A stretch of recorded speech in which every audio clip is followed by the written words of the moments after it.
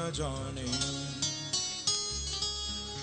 श्री बांके बिहारी तेरी आरती गाऊं। सभी गाइए।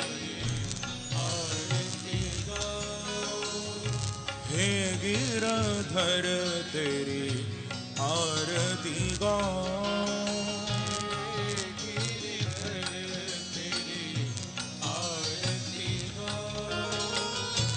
आरती गाऊं प्यारे आपको रिझाऊं।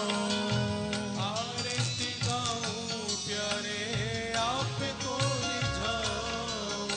मैं आरती गाऊं प्यारे तुमको रिझाऊं। आरती गाऊं प्यारे तुम जाओ श्याम सुंदर तेरी आरती गाऊं। श्याम सुंदर तेरी आरती गाऊं। मोर मुकुट प्यारे शीश पे सोहे। मोरे मुकुट प्यारे शीश पे सोहे। प्यारी बंशी मेरो मन मोहे। प्यारी बंसी मेरो मन मोहे। देख छवि बलिहारी मैं जाऊं। एक छवि बलिहारी मैं जाऊं। चरणों से निकली गंगा प्यारी। चरणों से निकली गंगा प्यारी। जिसने सारी दुनिया तारी। जिसने सारी जाहो दुनिया तारी। मैं उन चरणों के दर्शन पाऊं। मैं उन चरणों के दर्शन पाऊं। श्री बांके बिहारी तेरी आरती गाऊं। गाइए। बांके बिहारी तेरी आरती गाऊं। दास अनाथ के नाथ आप हो। दास अनाथ के नाथ आप हो। दुख सुख जीवन प्यारे साथ आप हो। दुख सुख जीवन प्यारे साथ आप हो। हरि चरणों में शीश झुकाऊं। हरि चरणों में शीश झुकाऊं। श्री हरिदास के प्यारे तुम हो। श्री हरिदास के प्यारे तुम हो। मेरे मोहन जीवन धन हो। मेरे मोहन जीवन धन हो। मैं देख युगल छवि बलि बलि जाऊं। युगल छवि बलि गाइए भाव से। श्री बांके बिहारी तेरी आरती गाऊं। श्री बांके बिहारी तेरी आरती गाऊं। आरती गाऊं प्यारे आपको रिझाऊं। आरती गाऊं प्यारे आपको रिझाऊं। मैं आरती गाऊं प्यारे तुमको रिझाऊं। आरती गाऊं प्यारे गाइए जाओ। हे गिरधर तेरी आरती गाऊं। गिरिधर तेरी आरती गाऊं। बाल कृष्ण तेरी आरती गाऊं। बाल कृष्ण तेरी आरती गाऊं। आरती गाऊं प्यारे आपको रिझाऊं। आरती गाऊं प्यारे आपको रिझाऊं। मैं आरती गाऊं प्यारे तुमको रिझाऊं। आरती गाऊं प्यारे हरि बोल। कुंज बिहारी तेरी आरती गाऊं, श्याम सुंदर तेरी आरती गाऊं, हे गिरधर तेरी आरती गाऊं, बाल कृष्ण तेरी आरती गाऊं, श्री बांके बिहारी तेरी आरती गाऊं।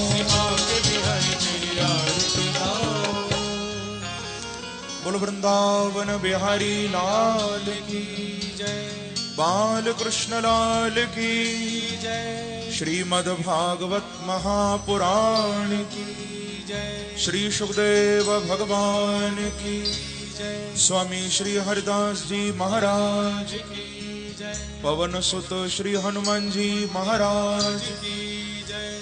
जय जय श्री राधे, जय जय श्री राधे, जय जय श्री राधे।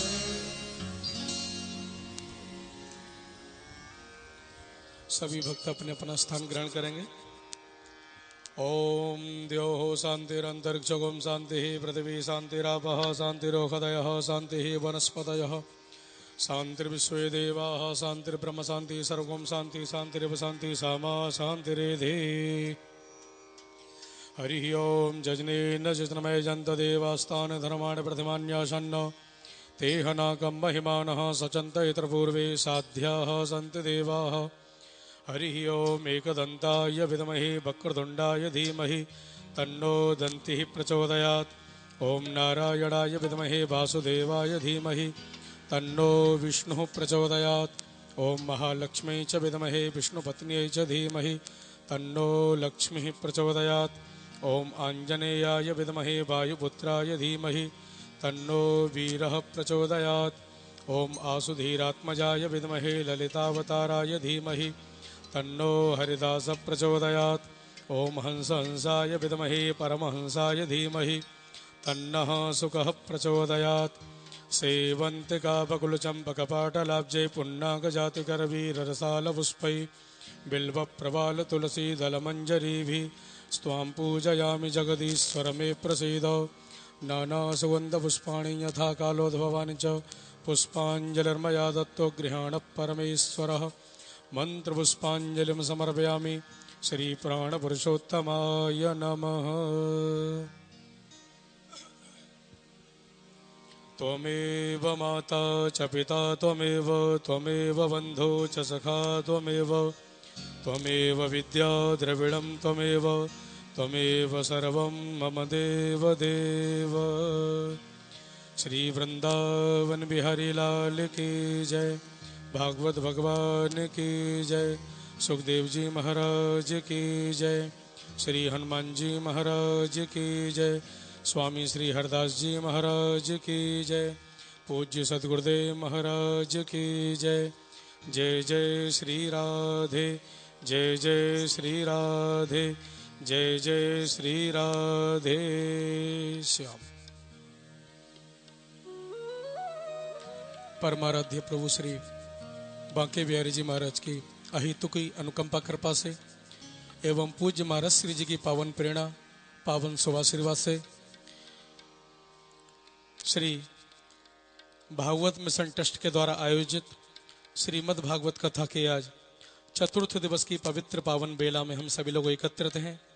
आइए आज की कथा ज्ञान गंगा में गोते लगाएं। उससे पूर्व अभिनंदन की श्रृंखला में सर्वप्रथम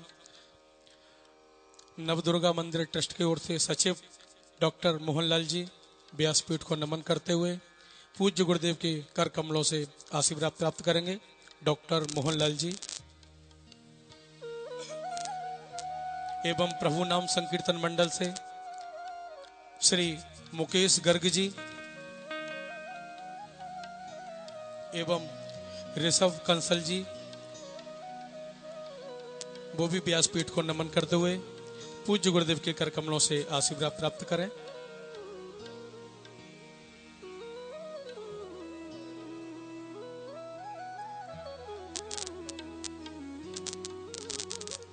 सभी भक्त आशीर्वाद प्राप्त करते हुए अपना अपना स्थान ग्रहण करेंगे।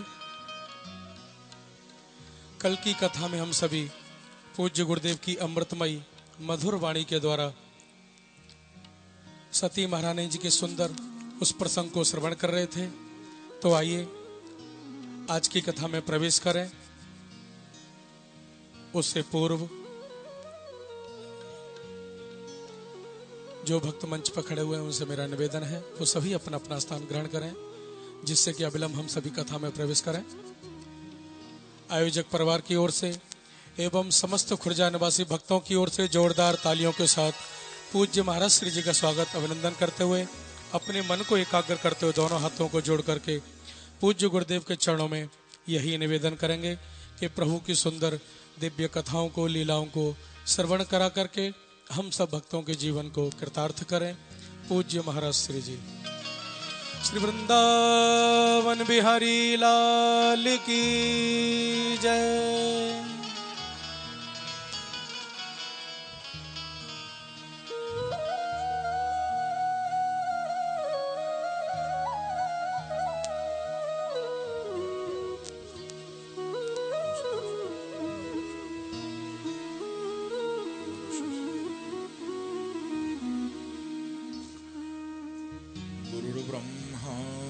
विष्णु गुरुर्देवो महेश्वरः गुरुः साक्षात् परब्रह्म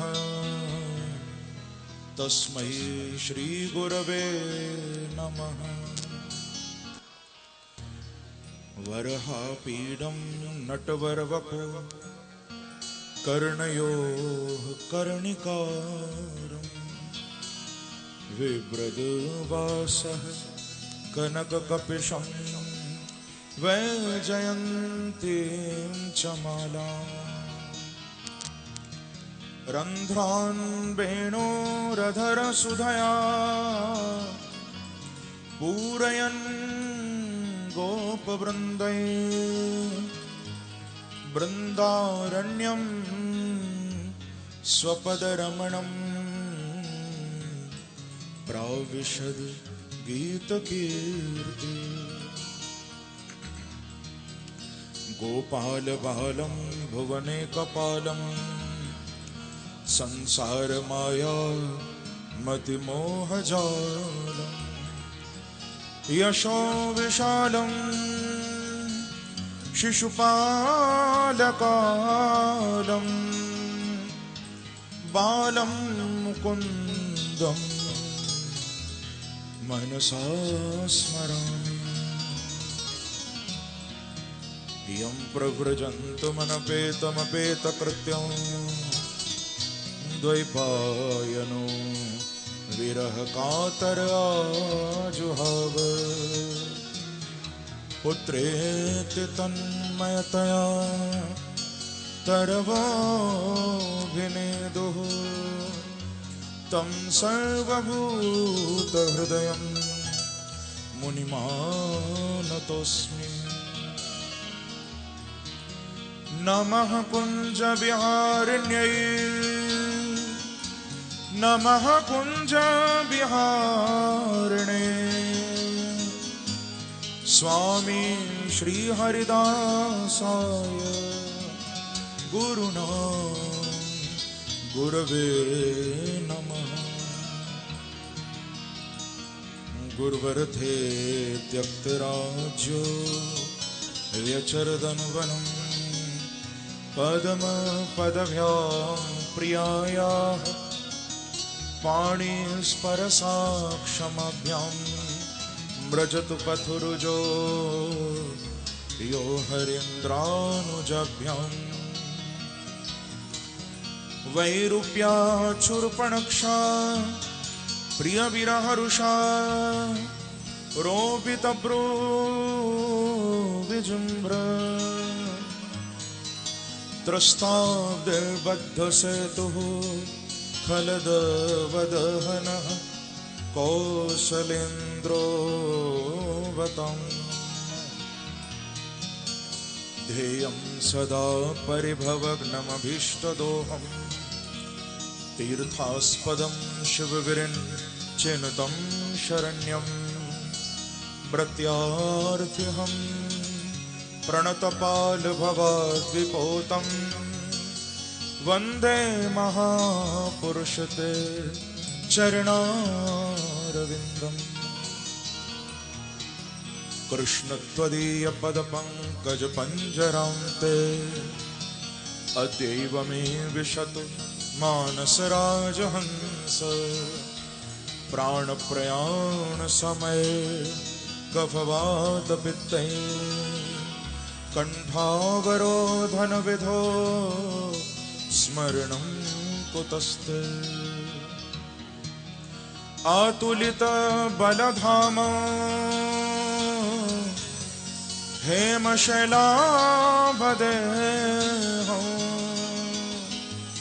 दनुजवन कृशानुं ज्ञानिनामग्रगण्यं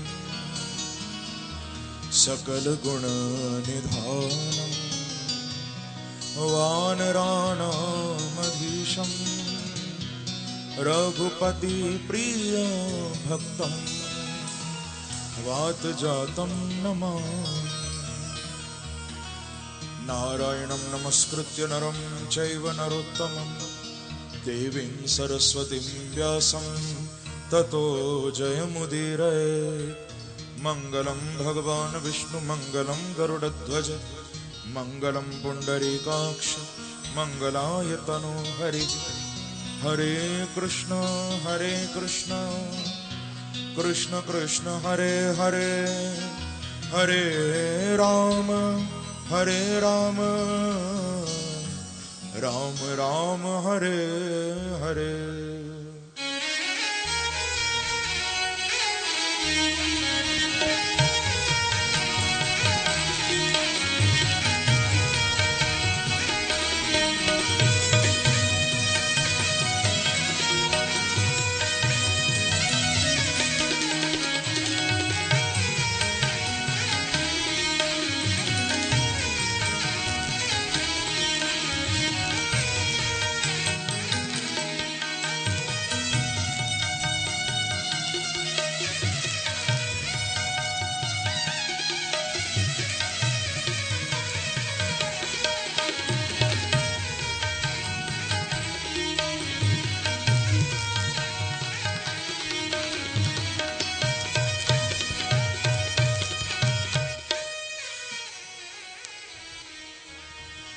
मेरी भवबाधा हरो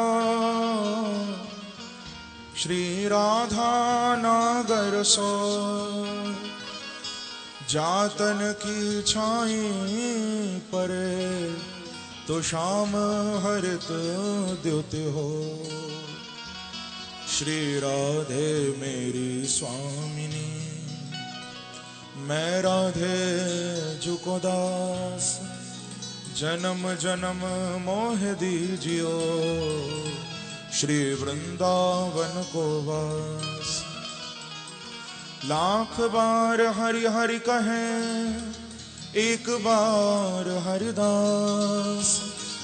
अति प्रसन्न श्री लाडली सदा विपिन को वास। मेरो मन माणिक गिरवी धर्यो श्री मनमोहन के पास। प्रेम ब्याज इतनो बढ़ो कि ना छूटन की आस। जय जय श्री राधा रमण जय जय नवल किशोर। जय गोपी चित चोर प्रभु जय जय माखन चोर। भक्ति भक्त भगवंत गुरु चतुर नाम वपु एक। तिनके पद वंदन किए तो नाशत विघ्न अनेक।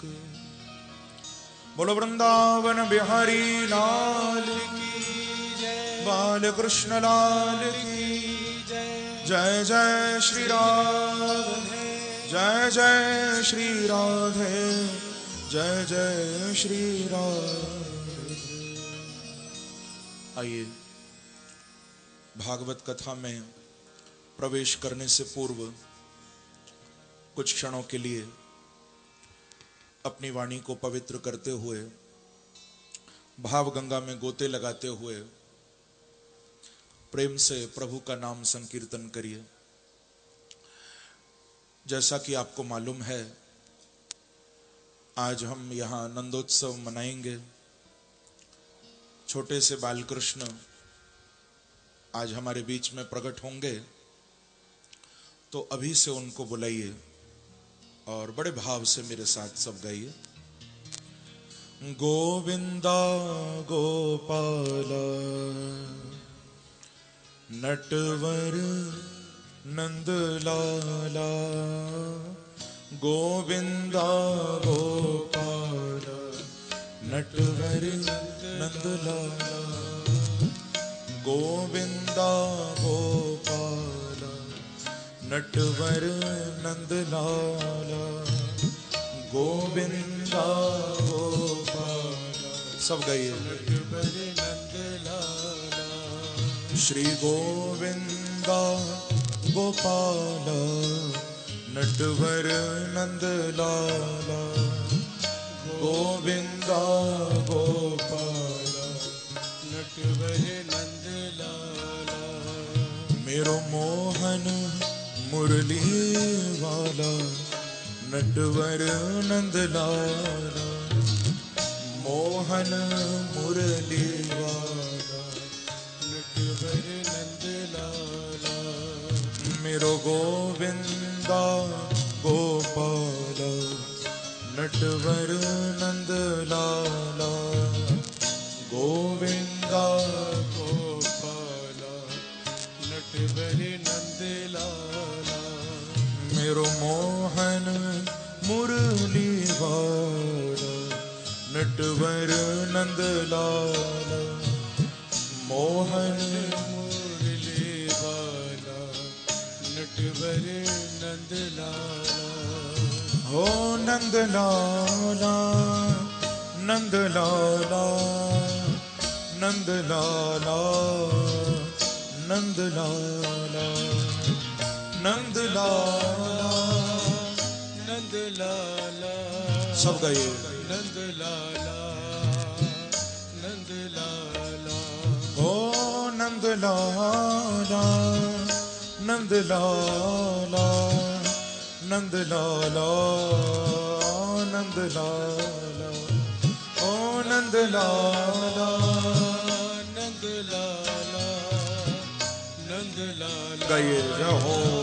नंदलाला मेरो गोविंदा गोपाल नटवर नंदलाला, मेरो गोविंदा गोपाल नटवर नंदलाला।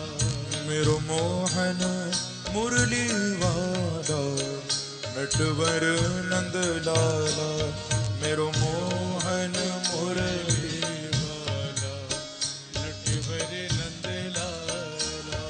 मेरो गोविंदा गोपाल नटवर नंदलाला, गोविंदा गोपाल नटवर नंदलाला।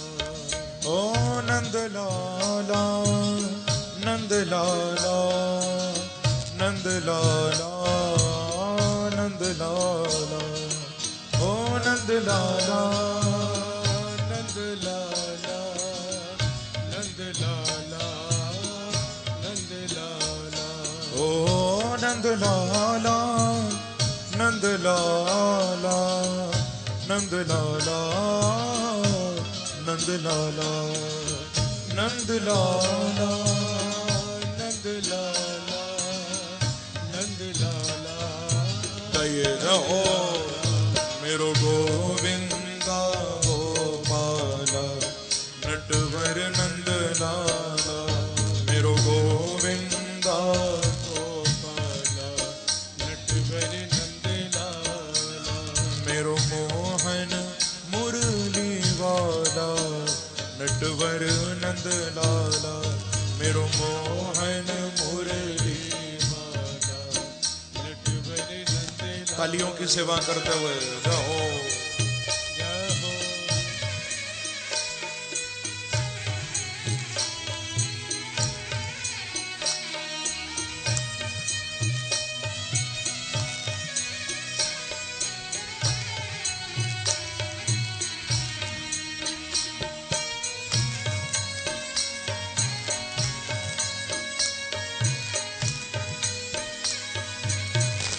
बार कहिए हरि बोल।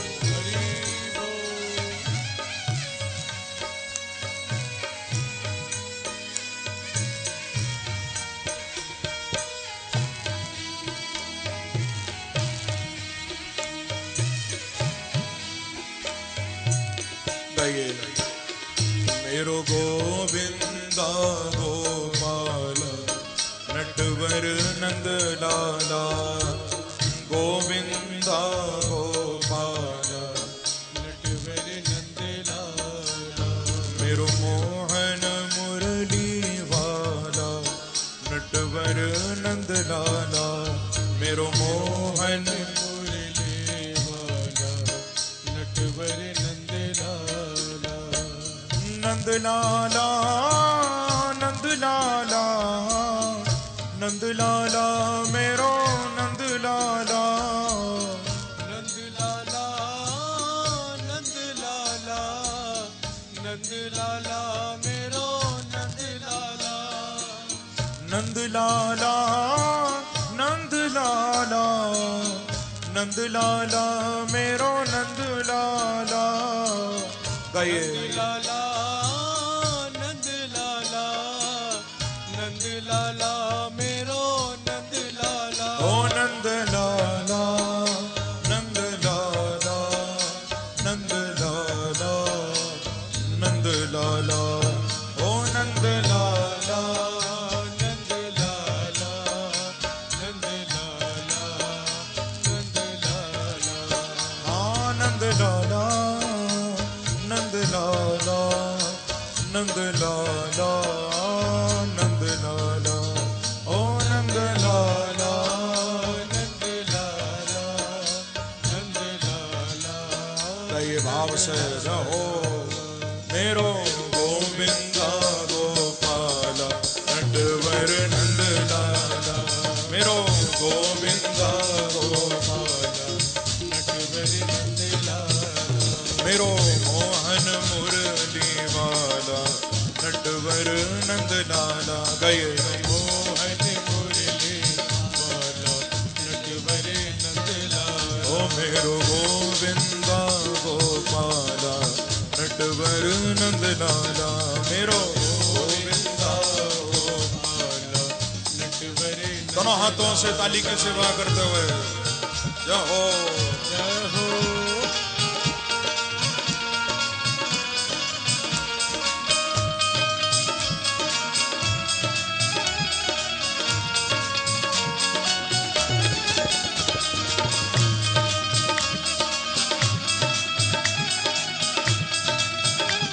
एक बार कहिए श्री राधे श्री राधे।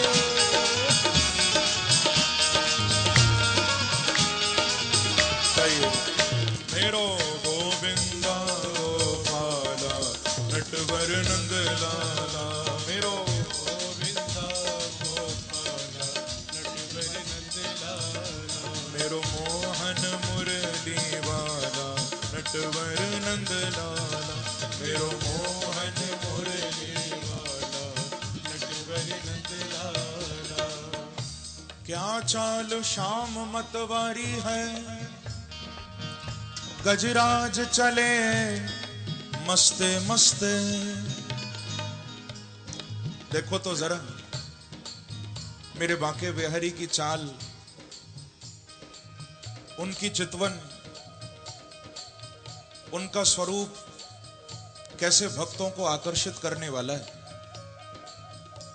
क्या चाल शाम मतवारी है, गजराज चले मस्ते मस्ते।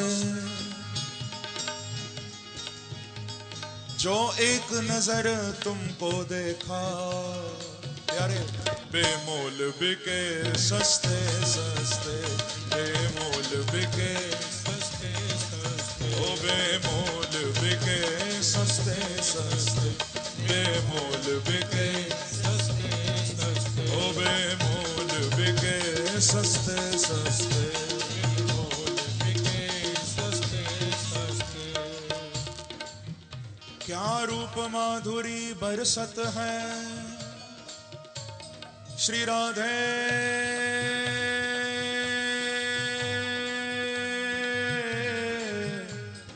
श्री राधे।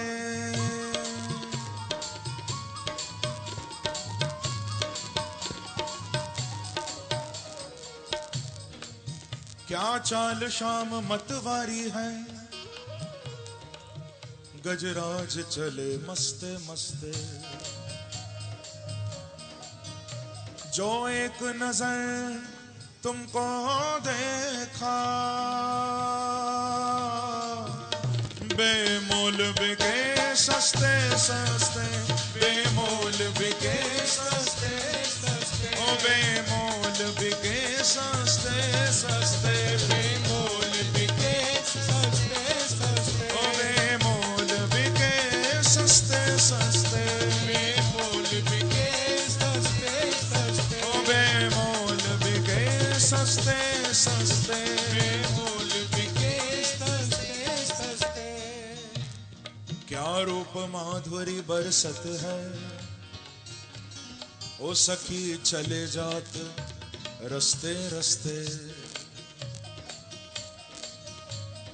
ब्रज की गोपी कह रही हैं कि अरे सखी देखो तो सही,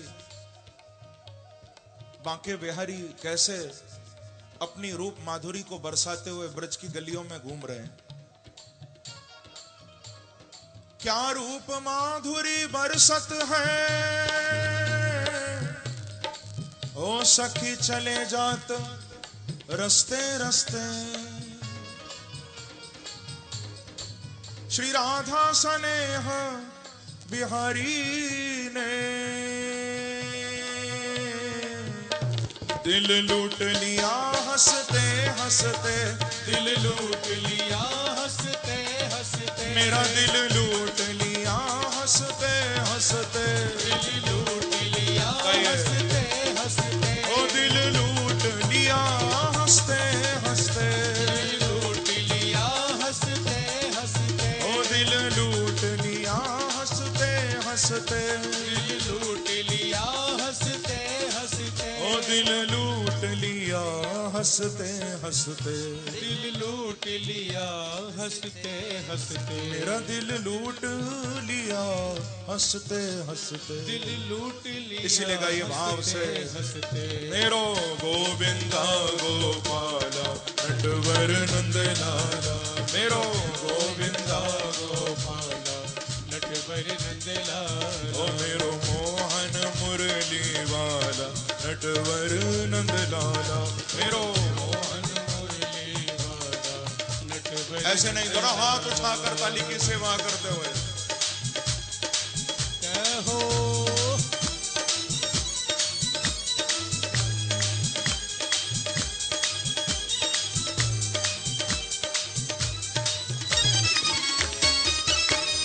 वृंदावन बिहारी लाल की जय हो, बांके बिहारी लाल की जय हो।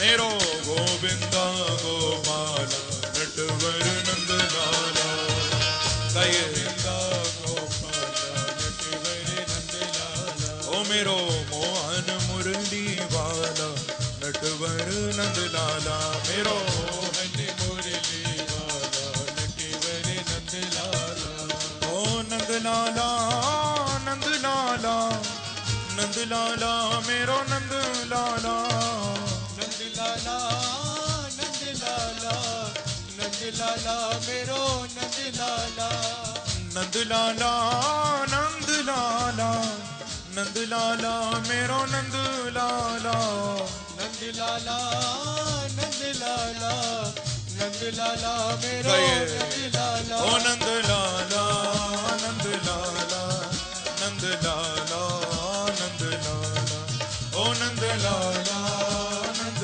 लाला नंद लाला नंद लाला, ओ नंद लाला नंद लाला नंद लाला नंद लाला, ओ नंद लाला नंद लाला नंद लाला। ये भाव से जाओ, ओ मेरो गोविंदा गोपाला नटवर नंद लाला, गोविंदा गोपाला नटवर नंद लाला, मेरो मोहन मुरली वाला नटवर नंद लाला, मेरो मोहन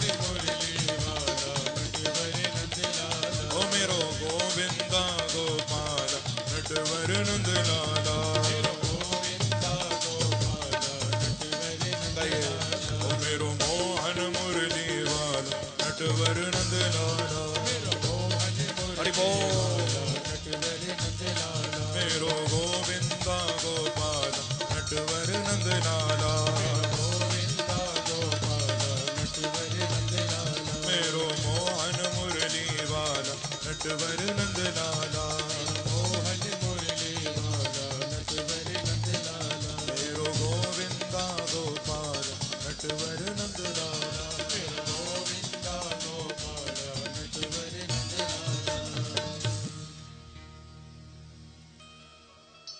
मेरो गोविंदा गोपाल नटवर नंद लाला, गोविंदा गोपाल नटवर नंद लाला, मेरो मोहन मुरली वाला नटवर नंद लाला, मोहन मुरली वाला नटवर नंद लाला, नटवर नंद लाला, नंद लाला, नटवर नंद लाला, नंद लाला। बोलो वृंदावन बिहारी लाल की जय। जय जय श्री राम। परमहंस संहिता वैष्णव संतों का परम धन श्रीमद् भागवत। परमहंस चक्र चूड़ामणि श्री सुखदेव भगवान उन आनंद कंद श्री वृंदावन चंद्र के एवं वृषभानुनंदिनी आनंद कंदनी श्री राधा रानी के युगल चरणों में ध्यान करते हुए गंगा जी के पावन तट पर आमरण अनशन व्रत परायण महाराज परीक्षित को प्रभु के पावन चरित्रों का वर्णन कर रहे हैं।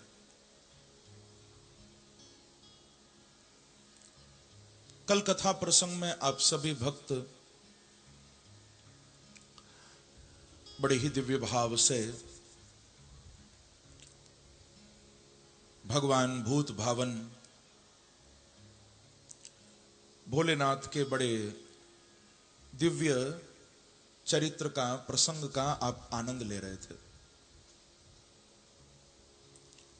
प्रेम से कहिए श्री राधे। श्री राधे। आप लोगों ने कल सुना था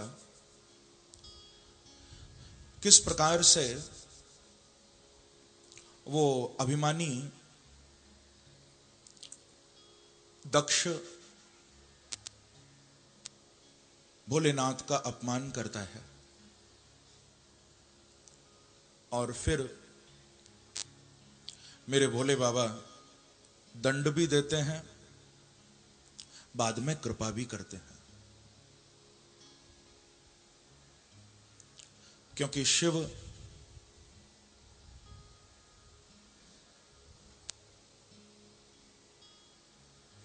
बड़े भोले हैं। कल भी हम चर्चा कर रहे थे, भोलेनाथ जैसा भोला कोई हो ही नहीं सकता। शिव जैसे तो शिव ही हैं।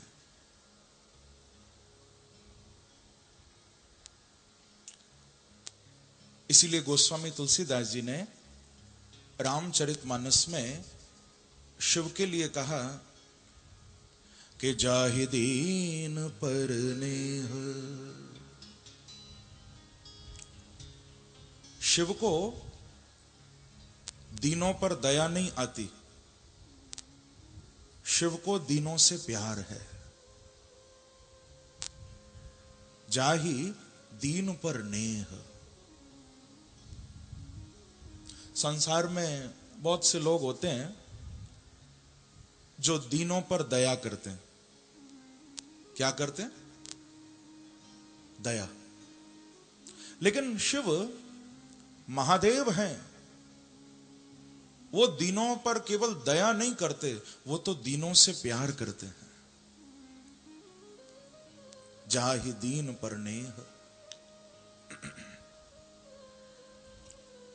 तो शिव जैसा कौन हो सकता है?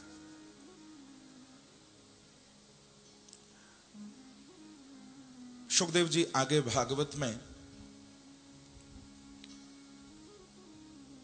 अधर्म के वंश का वर्णन करते हैं बड़े संक्षेप में, और ध्रुव जी की कथा, ध्रुव चरित्र भागवत में सुनाया गया।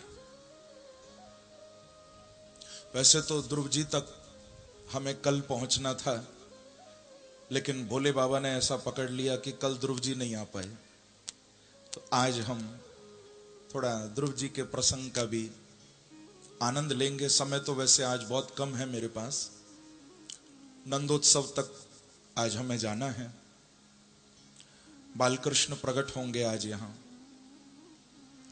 पर फिर भी भागवत के ये बड़े प्रमुख और बड़े अद्भुत चरित्र हैं, उनका आनंद हम जरूर लेंगे आज। श्री ध्रुव जी महाराज जो उत्तानपाद के बेटे,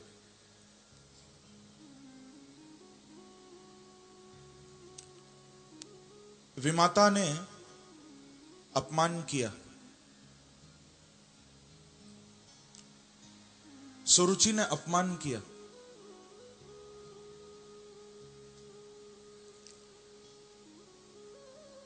क्योंकि राजा उत्तानपाद को बड़ी रानी सुनीति से उतना प्रेम नहीं था जितना छोटी रानी सुरुचि से था।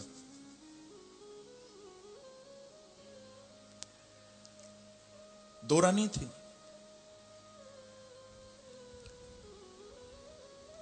सुरुचि के साथ राजमहल में उत्तानपाद रहते,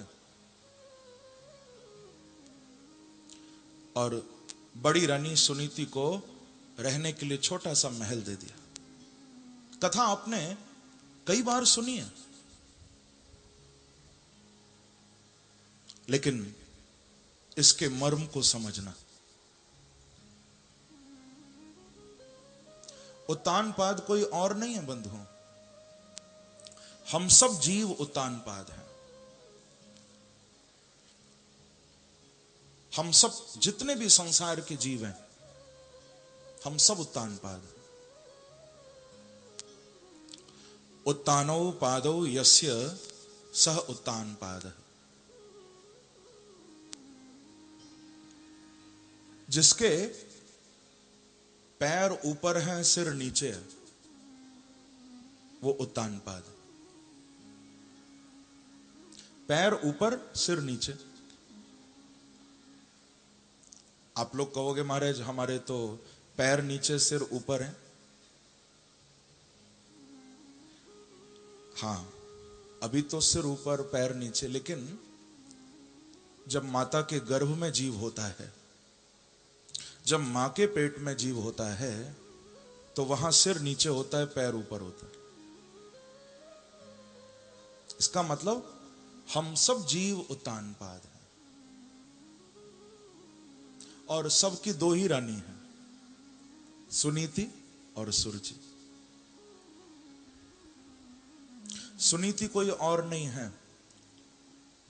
भागवत के विद्वानों ने बताया इस जीव की बुद्धि ही सुनीति है, और जीव का मन ही सुरुचि है। आप लोग बहुत ध्यान से सुनना। बुद्धि सुनीति और मन सुरुचि। हर जीव की ये दो ही पत्नी हैं। सुनीति का अर्थ होता है सुष्ठु शास्त्रानुसारिणी नीति यस्या सा सुनीति। जो हमेशा नीति की बात करे, जो हमेशा शास्त्र की बात करे, जो निर्णय शक्ति है, वो सुनीति है। हमारी बुद्धि, हमारा इंटेलिजेंस। और सुरुचि हमारा मन है, जिसको नीति से कोई मतलब नहीं, जिसको शास्त्र से कोई लेना देना नहीं। सुष्ठु स्वेच्छानुसारिणी रुचिर यस्या सा सुरुचि। एक बार कहिए श्री राधे। श्री राधे। जिसको धर्म ग्रंथों से, शास्त्रों से कोई मतलब नहीं, कोई प्रयोजन नहीं, जो अपनी रुचि के अनुसार चले, वो है सुरुचि। और हमारा मन तो ऐसा ही है भैया। मन किसी की कहां सुनता? मन हमेशा अपनी चलाता है।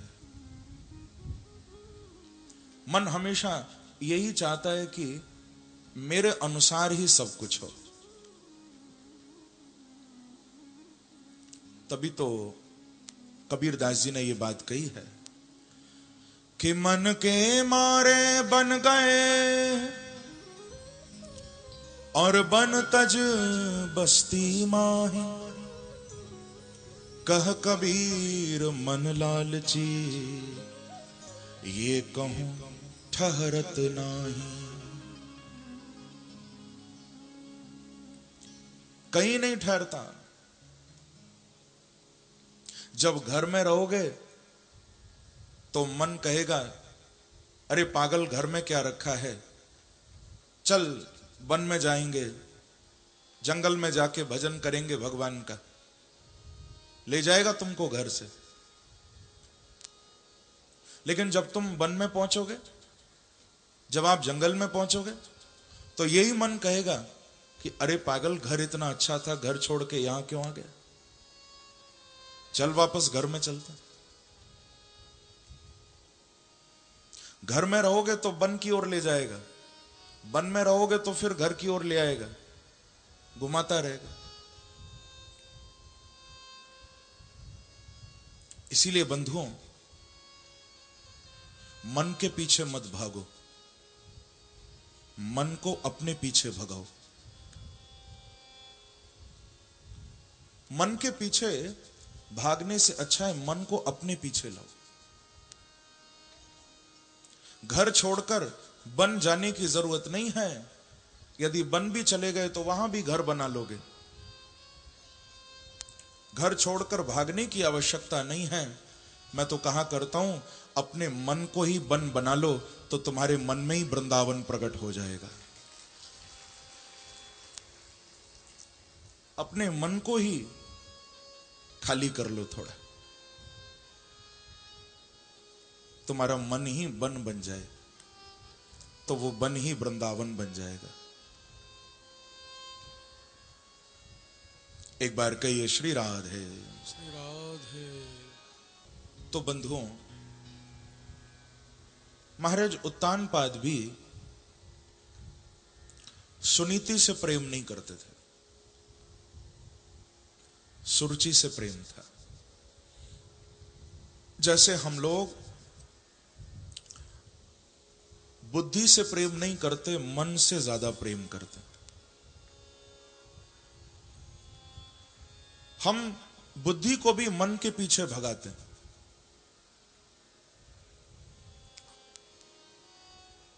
क्योंकि बहुत से लोगों का ये प्रश्न होता है, लोग अक्सर पूछा करते हैं कि महाराज, मन को कैसे वश में किया जाए, मन को वश में करने का उपाय क्या है।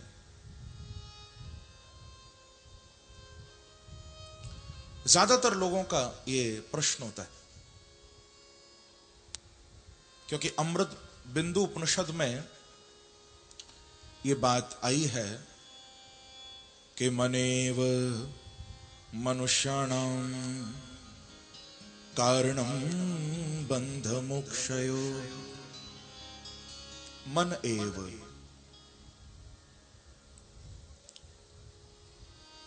आपका मन ही बंधन का कारण है और आपका मन ही मुक्ति का कारण भी है। दोनों मन से हैं। बंधन भी मन से है और मुक्ति भी मन से है, मोक्ष भी मन से है।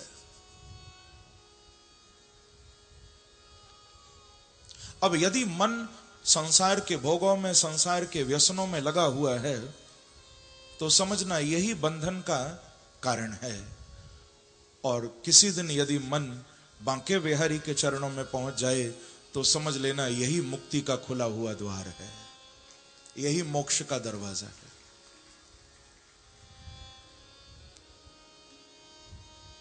इस बात से कोई फर्क नहीं पड़ता,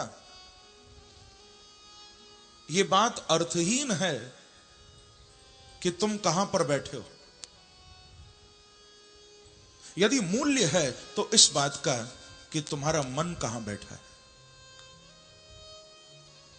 अब बहुत से लोग ऐसे होते हैं जो कथा में बैठकर भी मन को कहीं और बिठा देते, और बहुत से ऐसे होते हैं जो कहीं और होते हैं लेकिन मन कथा में आ जाता है।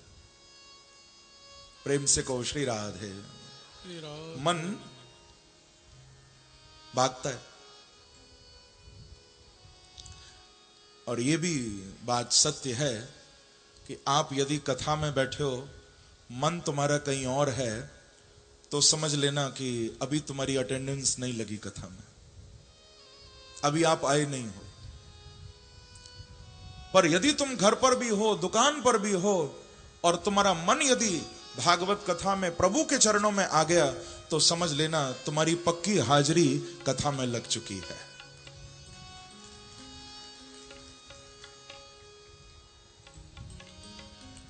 तो मन कहां है, यह बात महत्वपूर्ण है।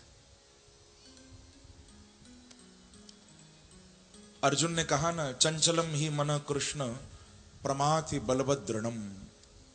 गीता जी में भगवान को यही कहा कि प्यारे, मैं क्या करूं, मन संभलता नहीं है, बड़ा चंचल है। इतना चंचल है कि प्रभु वायु को वश में किया जा सकता है, लेकिन मन को वश में करना बड़ा मुश्किल है। ये तो हवा से भी तेज भागता है।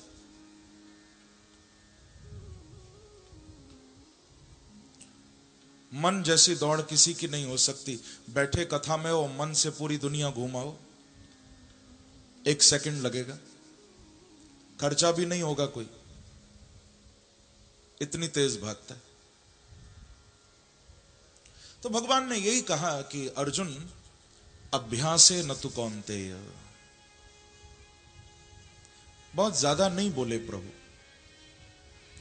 इस विषय में भगवान ने एक ही मुख्य बात कही है कि अर्जुन, अभ्यास कर। अभ्यास करना ही पड़ेगा तुझे, प्रैक्टिस करनी पड़ेगी, वही एक उपाय है। केवल बहाना मत बनाओ कि मन नहीं लगता भजन में, मन नहीं लगता कथा में। अरे नहीं लगता तो मत लगने दो, तुम तो लगो। हम तो बहाना बनाते हैं बस, मन नहीं लगता और खुद भी नहीं लगते। तुम तो लगो। वैसे मन को वश में करने का एक बड़ा सरल उपाय मैं कभी कभी बताता हूं कथा में। आप कहो तो आपको भी बता दूं, लेकिन आपको शायद जरूरत नहीं है, क्योंकि खुर्जा के भक्तों का मन तो वश में ही लगता है मुझे। यहां तो कोई ऐसा नहीं होगा जिसका मन भागता हो, सबका मन वश में है ना। आप लोगों को उपाय तो नहीं जानना? हां या ना कुछ तो बोलो, जानना है ना। तो बड़ा सरल उपाय है भैया, इससे सरल शायद मन को वश में करने का मुझे तो कोई दूसरा उपाय नहीं लगता। यदि मन को वश में करना है, मन को स्थिर करना है, तो दो में से एक काम जरूर करना जीवन में। या तो मन के आगे एक ना लगाना या मन के पीछे एक ना लगाना। यदि मन के आगे एक ना लगाओगे तो बनेगा नमन, और मन के पीछे एक ना लगाओगे तो बनेगा मनन। या तो भगवान के चरणों का मनन करते रहो या प्रभु के चरणों में नमन करते रहो, तो एक ना एक दिन आपका मन जरूर वश में आ जाएगा। ये बड़ा सरल उपाय है।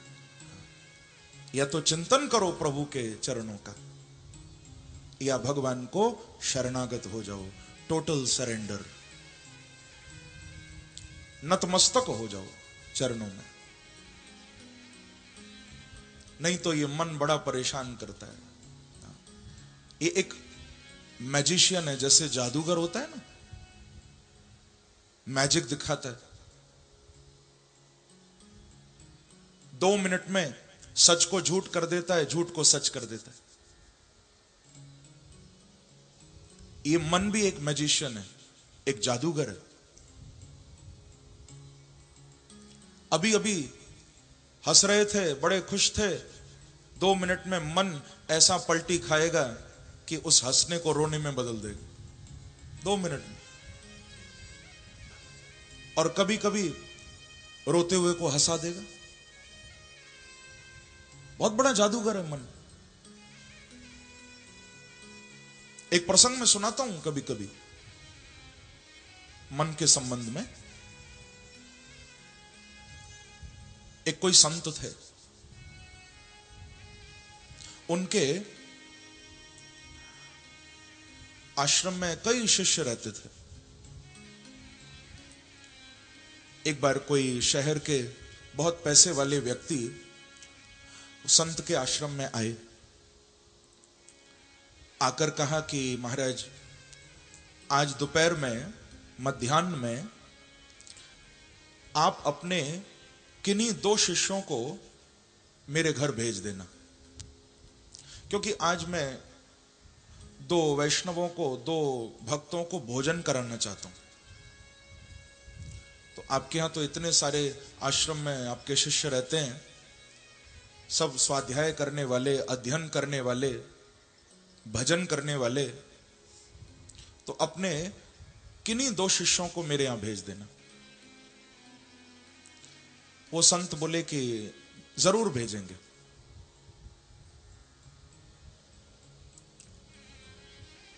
अपने 2 शिष्यों को बुलाया, बता दिया कि भैया फलाने सेठ जी हैं, उनके यहां आज दोपहर में भोजन करने चले जाना। दोनों तैयार हो गए, टाइम से पहुंच गए। अब वहां भोजन किया, दक्षिणा भी मिली। जब लौट के आए तो वो संत क्या देखते हैं कि एक चेला तो बड़ा प्रसन्न था, दूसरा बड़ा उदास था। एक शिष्य बड़ा सुखी, चेहरे पर संतोष, सेटिस्फैक्शन। दूसरा बड़ा दुखी, बड़ा उदास।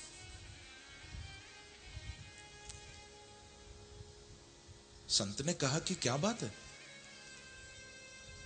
एक सुखी दूसरा दुखी। अरे दोनों एक ही जगह खाने गए थे या अलग अलग जगह गए थे? एक ही जगह गए थे ना। दोनों बोले हां गुरुजी, आपने जिन सेठ जी के बारे में बताया था, हम दोनों उन्हीं के घर गए थे।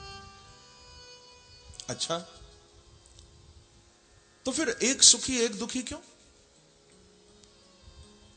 कहीं ऐसा तो नहीं, सम्मान में कमी तो नहीं हुई? हमें लगता है शायद एक को माला पहनाई गई होगी और दूसरे को पूछा नहीं गया होगा। क्या इसलिए एक दुखी दूसरा सुखी? बोले नहीं गुरुजी, दोनों को माला पहनाई गई, सम्मान में कोई भेद नहीं हुआ। गुरुजी बोले अब मैं समझ गया, लगता है एक को पलंग पर बिठाया गया होगा, दूसरे को नीचे बिठाया गया होगा। नहीं नहीं गुरुजी, दोनों ही ऊपर बैठे थे। बोले कमाल है, फिर एक सुखी दूसरा दुखी क्यों? संत ने कहा अब मैं समझ गया, हो सकता है भोजन में भेद किया गया होगा। एक को शायद पूड़ी पकवान दिए गए होंगे, दूसरे को सूखी रोटी दी गई होगी, इसलिए परेशान हो। बोले नहीं गुरुजी, दोनों को खूब पकवान मिले, भोजन बराबर था। संत बोले तो अब तो मैं पक्का समझ गया क्या हुआ होगा। लगता है चलते समय दक्षिणा में भेद हुआ होगा। एक को 5 मिले होंगे, दूसरे को 10 मिले होंगे। बोले नहीं गुरुजी, दोनों को ही 5 रुपए मिले। तो बोले फिर एक सुखी दूसरा दुखी क्यों? चक्कर क्या है? तो जो दुखी था उससे पूछा कि बेटा पहले तू बता, कारण क्या है तेरे दुखी होने का? बोले गुरुजी मैं इसीलिए दुखी, इसीलिए परेशान हूं, जब आपने बताया कि फलाने इतने बड़े पैसे वाले सेठ के यहां भोजन करने जाना है, तो मैंने तो पहले ही सोच लिया था कि कम से कम 101 तो मिलेंगे। इतना पैसे वाला है, कम से कम 101 तो देगा। लेकिन चलते समय उसने 5 रुपए पकड़ा दिए। मैं परेशान हो गया, मेरे दिल को बड़ी चोट पहुंची, बड़ी मन में तकलीफ हुई। दूसरे को कहा कि बेटा तू सुखी क्यों है, मिले तो तुझे भी 5 हैं। तो दूसरा बोला गुरुजी, जब आपने बताया फलाने सेठ के यहां भोजन करने जाना है, तो मैं तुरंत समझ गया था कि है तो बहुत पैसे वाला, पर बड़ा कंजूस भी है। 1 रुपया भी दे दे तो बड़ी बात है, पर उसने तो 5 रुपए दे दिए, तो इसीलिए मैं प्रसन्न हूं, मैं सुखी हूं। बोलो वृंदावन बिहारी लाल की जय। अब आपने देखा किसने सुखी किया, किसने दुखी किया। न सम्मान में भेद, न भोजन में भेद, न दक्षिणा में भेद, सब कुछ बराबर, फिर भी एक दुखी दूसरा सुखी। किसने किया? मन ने सुखी किया और मन ने ही दुखी किया। आप मन से जिसको सुख मान लोगे वो सुख है, मन से जिसको दुख मान लोगे वो दुख है। एक ही बात किसी के लिए सुख का कारण हो सकती है और वही बात दूसरे के लिए दुख का कारण हो सकती है। यह हमारे ऊपर है, हम किस बात को कैसे अपना रहे हैं, हम किस बात को किस दृष्टि से देख रहे हैं, यह हमारे ऊपर है। अब 2 व्यक्ति हैं, सुबह से कुछ खाया नहीं, दोनों भूखे हैं। दोपहर में एक को फल मिल गए खाने को, दूसरे को भी फल मिल गए खाने को। अब फल खाते खाते एक रो रहा है, दूसरा बड़ा प्रसन्न है। क्यों? जो रो रहा है वो तो कहता है कि देखो एक तो सुबह से भूखे, दोपहर में भी मिले तो क्या, केले, सेब, अरे रोटी मिल जाती, दाल मिल जाती, चावल मिल जाते, मिला भी तो क्या, देखो केला मिला, सेब मिला। लेकिन दूसरा केला और सेब खा के प्रसन्न हो रहा है, वो भगवान को कह रहा है कि वाह प्यारे, आज कमाल कर दिया, यदि रोटी मिल जाती तो नहीं खा पाता, एकादशी का व्रत है, अच्छा किया जो तूने फल दिलवा दिए कहीं से, तेरी बड़ी कृपा है, तेरा बड़ा अनुग्रह है। तो एक ही बात किसी को सुख दे सकती है, किसी को दुख दे सकती है। हमारे ऊपर है, हम कैसे उसे ग्रहण कर रहे हैं, एक्सेप्ट कर रहे हैं, कैसे उसको ले रहे हैं, ये हमारे ऊपर है। प्रेम से कहिए श्री राधे, श्री राधे। तो महाराज उत्तानपाद भी सुनीति से प्रेम नहीं करते, सुरुचि से प्रेम। हालांकि दोनों को एक एक बेटे थे, सुनीति से ध्रुव हुए, सुरुचि से उत्तम हुए। एक बार 5 वर्ष के होंगे ध्रुव जी, खेलते हुए अपनी विमाता के महल में आ गए थे। तो इन्होंने देखा कि एकदा सुरचे पुत्र मंकमारोप्य लालयन् उत्तमं नारुरुक्षन्तम् ध्रुवं राजा भ्यनंदत। क्या देखा? ध्रुव जी देखते हैं ऊपर राज सिंहासन पर महाराज उत्तानपाद बैठे और बैठकर क्या कर रहे हैं? उत्तमम नारुरुक्षन्तम, बैठकर बड़ा लाड़ लड़ा रहे हैं। किससे? उत्तम से। अंकम आरोप्य लालयन, सुरुचि के बेटे उत्तम को अंकम आरोप्य, गोदी में लेकर लालयन, खिला रहे। अब ध्रुव जी ने जब देखा, मैं आपसे पूछूंगा कौन ऐसी संतान होगी, कौन ऐसा बेटा या बेटी होगी जो बचपन में पिता की गोद में न जाना चाहे? ध्रुव जी के मन में भी आ गया कि अरे मेरे भी तो पिता हैं, क्यों ना एक बार मैं भी इनकी गोद में चला जाऊं।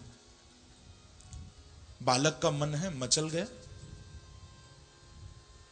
ध्रुव जी महाराज आगे बढ़ने लगे और उस सिंहासन की एक एक सीढ़ी ऊपर चढ़ने लगे। हाथ ऐसे बढ़ा रखे कि मेरा पिता मुझे ले ले गोद में, मेरा पिता मुझे भी बिठा ले एक बार गोदी में। दोनों हाथ ऐसे कर दिया आगे। एक बार को तो पिता का भी मन हुआ कि ये भी मेरा पुत्र है, इसे भी गोदी में ले लूं। एक बार को तो मन में ये बात आई। आगे भी बढ़े। उत्तानपाद गोद में लेने ही वाले थे ध्रुव को, उसी समय वहां पर सुरुचि आ गई। क्या किया? ध्रुव जी का हाथ पकड़ के धक्का दे दिया। देखो कैसा पत्थर दिल है, दया नहीं आई। कितना पत्थर दिल है सुरुचि का। हाथ पकड़ के 5 साल के छोटे से बच्चे को धक्का दे दिया। हट पीछे। इतनी हिम्मत! एक तो मेरे महल में आ गया, ऊपर से महाराज की गोद में सिंहासन पर बैठना चाहता है। इतनी हिम्मत! पीछे हट। और बंधुओं, ध्रुव जी को जब सुनाया तो सुनाते सुनाते बहुत कुछ बोली, क्योंकि ध्रुव जी ने इतना कह दिया था कि मां, मैं भी तो इनका बेटा हूं, क्या मैं इनकी गोद में नहीं बैठ सकता? अरे मेरे भी तो पिता हैं। तो कह दिया था, खबरदार ध्रुव, जो दोबारा तूने ये बात कही, हां इनका बेटा होगा तू, पर ध्यान रखना सिंहासन पर इसलिए नहीं बैठ सकता क्योंकि तू मेरा बेटा नहीं है, तू मेरा नहीं है। कितना अभिमान! आज संसार में जितने भी झगड़े हैं, जितने भी फसाद हैं, उन सब का मूल कारण क्या है? उनका मूल कारण यही तो है, मेरा मेरा मेरा। सब यही करने में लगे, अपने आप को बड़ा घोषित करने में लगे। मैं बड़ा, मैं बड़ा, जो कुछ है वो मेरा है। कितना भेदभाव करते हैं लोग। प्रेम से कहिए श्री राधे, श्री राधे। लेकिन संतों का, महापुरुषों का स्वभाव ऐसा नहीं होता। सच्चा साधु, सच्चा संत तो वो है जो दूसरे के दुख में अपना दुख देखे, दूसरे की पीड़ा में, दूसरे के कष्ट में उसको अपने कष्ट की अनुभूति हो, और दूसरे के सुख में जो अपने आनंद को खोज ले, वो सच्चा वैष्णव है, वो सच्चा साधु है। हम लोगों को तो केवल अपने सुख से मतलब है, दूसरे से कोई लेना देना नहीं। बल्कि दूसरा थोड़ा परेशान हो जाता है, दूसरा थोड़ा दुखी हो जाता है, तो हम लोगों के ये सुख का कारण बन जाता है। किसी के जीवन में कष्ट आ जाए, दुख आ जाए, लोग बड़े सुखी होते हैं। आज सुबह से बहुत आनंद में बैठे हैं, आज तो बड़े आनंद के साथ सुबह सुबह चाय की चुस्कियां ले रहे हैं। पत्नी ने पूछा कि आज बड़े खुश हो, क्या बात हो गई? अरे तुझे मालूम नहीं, आज सुबह सुबह मालूम है पड़ोसी की गाड़ी चोरी हो गई। आनंद आ गया, देखो पड़ोसी की गाड़ी चोरी हो गई, सुख मिल गया। और ये नहीं मालूम कल अपनी भी हो सकती है। दूसरे के कष्ट को देखकर बड़ा आनंद आता है। और आज सुबह से दुखी बैठे, पति ने पूछा क्या बात हो गई, परेशान क्यों हो?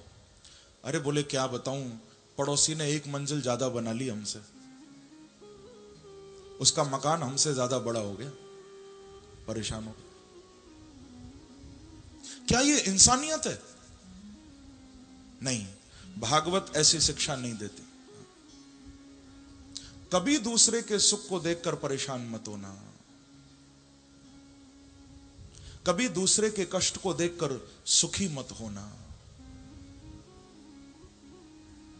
ये इंसान की पहचान नहीं, ये तो एक राक्षस की, एक दानव की पहचान है। इंसान तो वो है जो कहे कि प्यारे पेड़ जो सूख गया है वो हरा हो जाए, पेड़ जो सूख गया है वो हरा हो जाए, मेरे मालिक मेरा इतना तो कहा हो जाए। पेड़ जो सूख गया है वो हरा हो जाए, मेरे मालिक मेरा इतना तो कहा हो जाए। मेरे प्यारे मुझे वो दिन भी दिखा दे एक दिन कि मेरा नुकसान हो पर औरों का भला हो जाए, मेरा नुकसान हो पर औरों का भला हो जाए। सच्चा इंसान तो वो है जो ऐसी कामना करे, लेकिन हम लोग ऐसी कामना नहीं कर पाते कभी। हम तो केवल अपने स्वार्थ के लिए जीते, केवल अपने सुख के लिए जीते। मुझे याद आती है एक फकीर की, क्या कमाल का फकीर था। बहुत ध्यान से सुनना। जंगल में दोनों रहते थे, वो फकीर था, पत्नी थी, दोनों भजन करते थे जंगल में। आधी रात को बाहर बारिश हो रही थी, तूफान आया हुआ था। तभी किसी ने दरवाजा खटखटाया। फकीर सो रहा था अपनी पत्नी के साथ, छोटी सी कुटिया है, भयानक तूफान। किसी ने दरवाजा खटखटाया, फकीर ने द्वार खोला। कौन है? कौन आया है?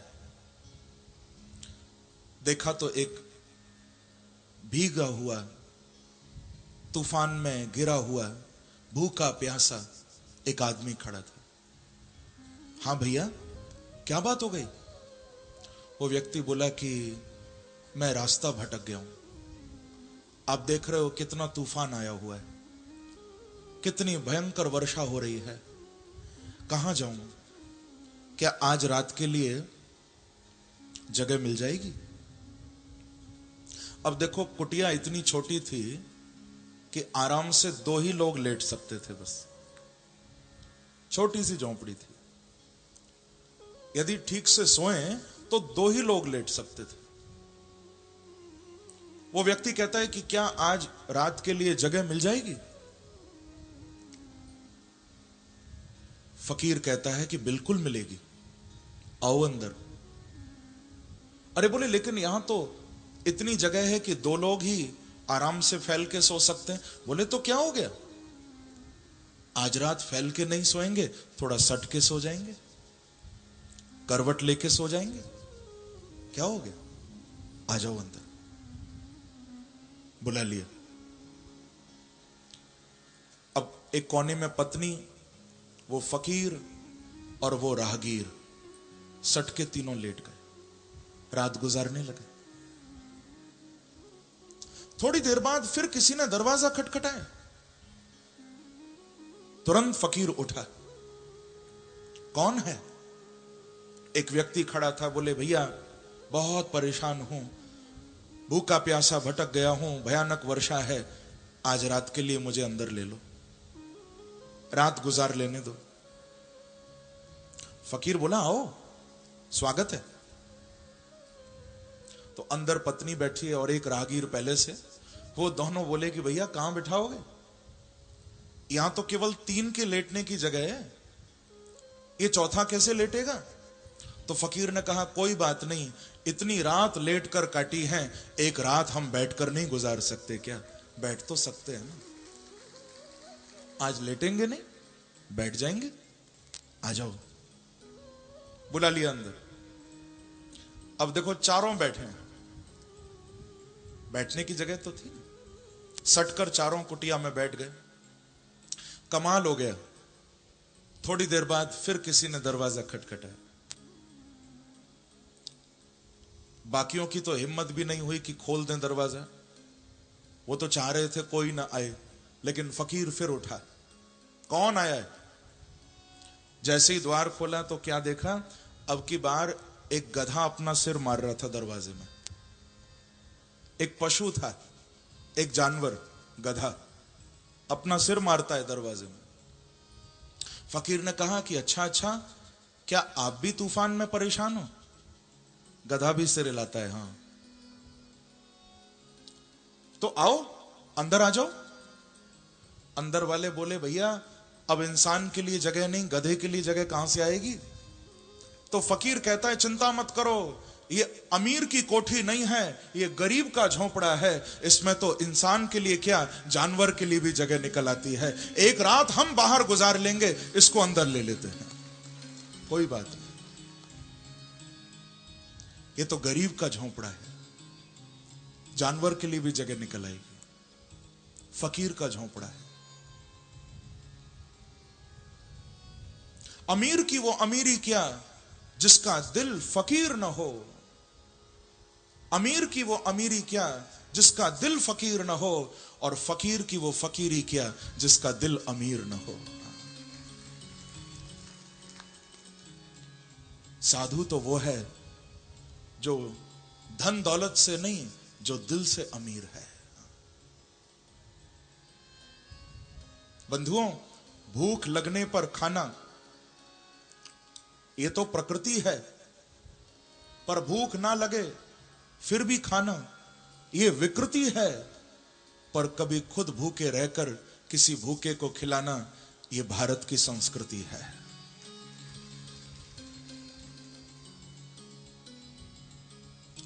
हमारे यहां ऐसे ऐसे महापुरुष हुए जिन्होंने दूसरों के लिए बलिदान दे दिया। आज आप कथा में सुनोगे, संत दधीची ऋषि ने तो देवताओं की रक्षा करने के लिए जब इंद्र ने उनसे शरीर मांगा तो अपना शरीर दे दिया, दान कर दिया।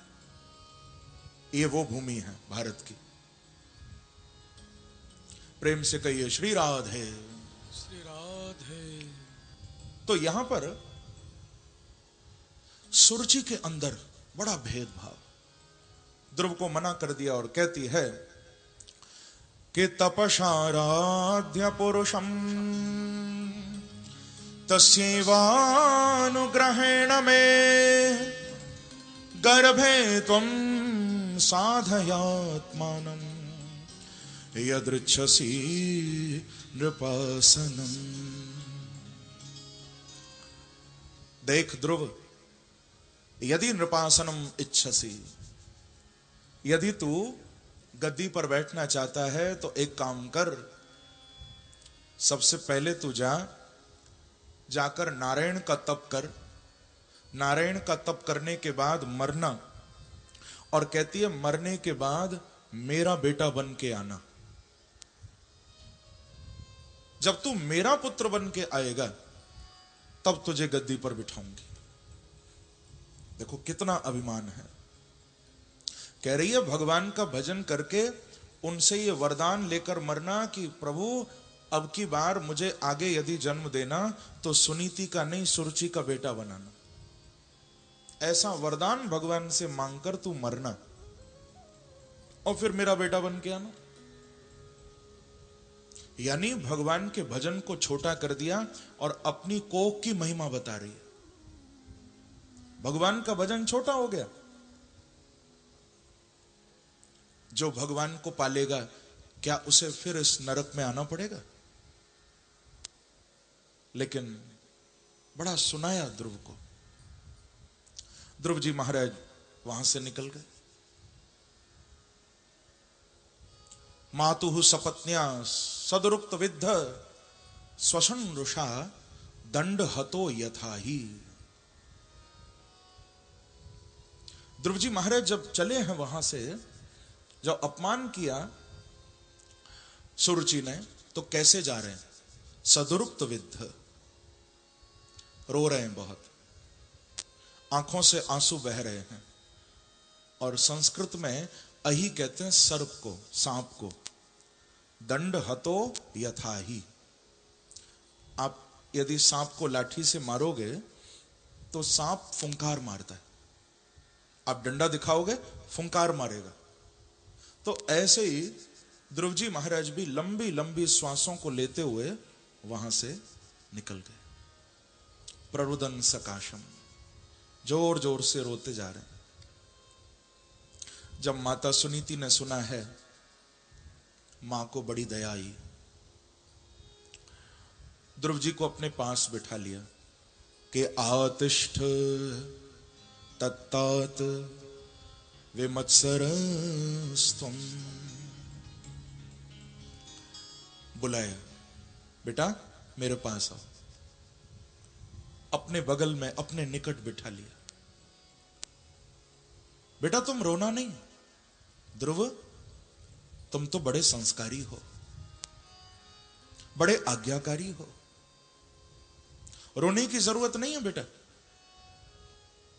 यदि सुरुचि ने कुछ बोल भी दिया तो कोई बात नहीं, तुम परेशान मत होना, क्योंकि विमत्सरस्त्वम, बेटा तू तो विमत्सर है, तेरे अंदर मत्सरता नहीं है। मत्सरता यानी, मत्सरता किसको कहते हैं? ये मात्सर्य दोष बड़ा प्रबल होता है। मत्सरता कहते हैं परोत्कर्षा सहनम मत्सरः, दूसरे का उत्कर्ष न देखा जाए, यही है मत्सरता। हृतापो मत्सरः स्मृतः, दूसरे की उन्नति को देखकर यदि दिल जलने लगे कि वो इतना ऊपर कैसे उठ गया, समझना तुम्हारे अंदर मत्सरता आ गई है। और गोस्वामी जी ने, श्री तुलसीदास जी ने तो रामचरितमानस में मत्सरता को एक बड़ा प्यारा शब्द दिया, काम क्रोध मद मच्छर नाना। उन्होंने मत्सर को मच्छर कहा। वैसे तो अवधी भाषा है, मत्सर को मच्छर का, लेकिन बात ठीक है। जैसे मच्छर ऊपर से काटता है ना, ऐसे ये जो मात्सर्य दोष है ये अंदर से काटता है व्यक्ति को। ये बिल्कुल मच्छर की तरह अंदर से तकलीफ देता है। लेकिन सुनीति कहती हैं कि बेटा तेरे अंदर बिल्कुल भी मत्सरता नहीं है, और आ भी गई हो तो निकाल देना, क्योंकि जिसके अंदर मत्सरता है वो कभी भगवान को नहीं पा सकता, बहुत मुश्किल है। क्योंकि जलन खुदी रघुनाथ के मन नाहि सुहाती। ये दो चीजें, एक तो जलन और खुदी। जलन माने मत्सरता और खुदी माने अभिमान। कि जलन खुदी रघुनाथ के मन नाहि सुहाती,